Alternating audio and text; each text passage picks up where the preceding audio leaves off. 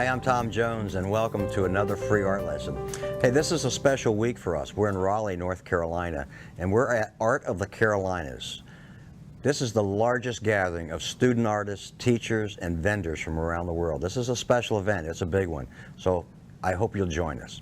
Now, let me get on to my free art lesson. I want to show you how to do rocks, but that's not the important part. I want to show you how to put the darks behind the rocks to showcase the rocks. This can be very important. Rather than putting dark rocks in front of a light background, I want to show you how to put the lighter rocks using a darker background. So let me go ahead and get started. I'm going to take just a couple of brush strokes, and I'm going to put a couple of brush strokes on here. Then I'm going to dry it. I'm going to have you come back and take a look and show you how I put the darks on. So I'm going to pick up a little bit of, let's pick up a little bit of my quinacridone rose and maybe a little touch of some cobalt blue. Let's look at that. And what I want to do is I want to put a little bit of a dry brush effect across this area of the rocks just to create a little textured look. So let's get a little darker on the blue, not so red. And what we want to do is we want to come in here and put just a little darker color, just for a little texture. I'm just doing a little dry brush in there. Now I'm going to switch and maybe use a little bit of yellow ochre with it. So we'll put a little yellow ochre across there. And again, the reason I'm doing this dry brush is I want a textured look to the rock. I don't want to come in and paint the rocks with just a solid color. That wouldn't be necessary.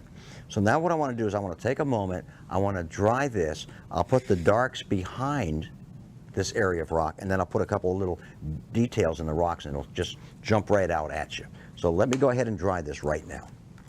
Now it's completely dry, and it must be to put the darks behind the rocks for the simple reason I don't want the color from the rocks to bleed up into the dark area. So it must be completely dry, and it is at this point. So what I want to do now is I'm going to mix up some dark color.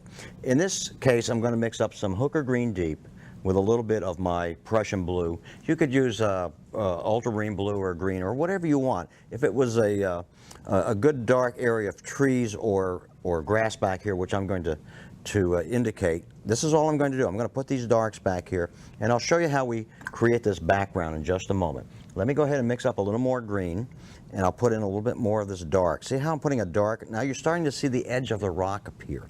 So I'm going to continue on with this dark all the way across. I might even change color a little bit. I might pick up a little bit of rose, quinacridone rose, and a little bit of my Prussian blue, just to get a little warmer color in here if I wish. So now I've got a little color change going on.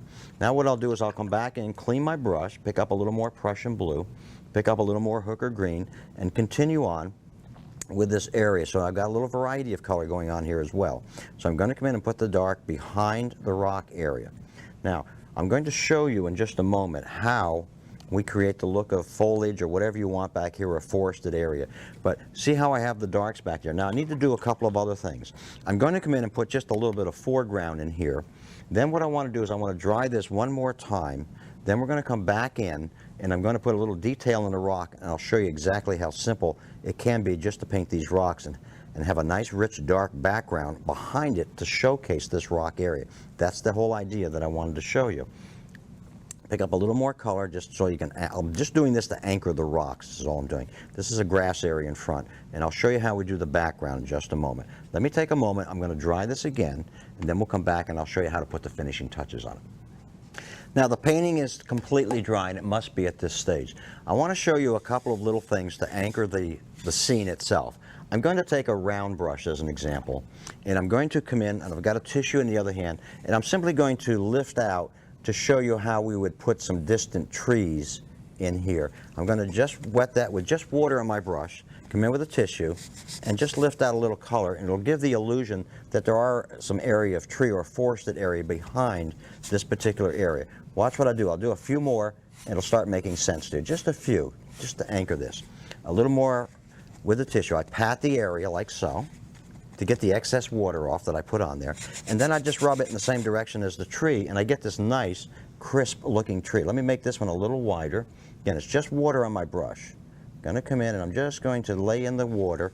Make sure that you take a dry area of tissue and pat the excess water, then come in and just rub and see how you can create the look of trees. It could be fence posts, whatever you want to do back there. Your choice. You can have a lot of fun with this. All right, that's not the lesson plan necessarily, but you can see the darks. Now what I want to do is I want to come in and separate just a couple of these rocks. I'll pick up some of the colors in my palette. I've got some ultramarine blue deep, and I've got a little bit of my burnt sienna, and we'll get up some nice rich dark color, and I'll show you how we can separate some of these rock areas. So what I'll do is I'll put a little dark behind this area of rock, so we'll show dark behind this rock, just a little tissue, just touch it. We'll come in and we'll do another couple of areas, and you can see how I'm going to separate these rocks now. Let's see, there's a rock area there, so let's bring this color all the way around. Rock area there, another area here. So we got dark rocks behind the lighter rocks. Continue on. Here's another rock here. We'll put in a little dark behind that rock, and I'm just pulling the color away like so, softening that edge just a little bit. You can see the rocks starting to separate now, where it's starting to look like rocks. So let's pick up a little more color. We'll come back in just a little darker in a couple of areas, like so. Then we'll do just a little more continuation on this. Let's say we got a lighter rock here and here, so we'll make the rock behind that just a little darker in some areas. So again, we're just picking up a little bit of color, soften the edge like so. So you can see the light rock in front of the darker rock, light rock in front of the darker rock, and so on. See how we've done that? This is a little practice thing. It'll take you a few times to doing these to figure out the whole idea. But if you do this a few times, practice this idea a few times, these rocks can be very simple for you. Another area of rock here. Let's do a couple more so you can see the rocks very clearly. Again, I put in the color and then I soften that one edge and pull the color away so that you can see.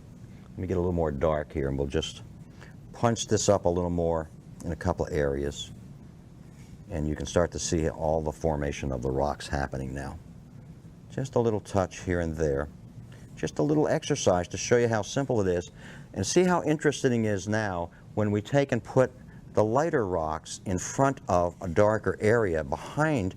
It makes it much more interesting. I have a little grass area in front that sort of showcases it a little better, showcases the rocks a little better. Let me just darken this foreground just a little bit more here in the foreground, in the lower part of the scene, leaving it a little lighter next to the rock area. And then what I want to do is I'm going to show you a finished painting, and I want to show you now how this would look in a finished painting. Let me move some of these out of the way real quickly. I'm going to pull up an original painting, and you'll see the entire scene done. So let me pull this up for you. I'm going to put this up so that the camera can pick it up. Notice how I've done the lighter rocks with a darker background, and notice how the edge shows here, the grass in front of it, of course. Have a lot of fun with this. Practice this idea. Incorporate it in one of your finished paintings yourself. You'll have a lot of fun with it.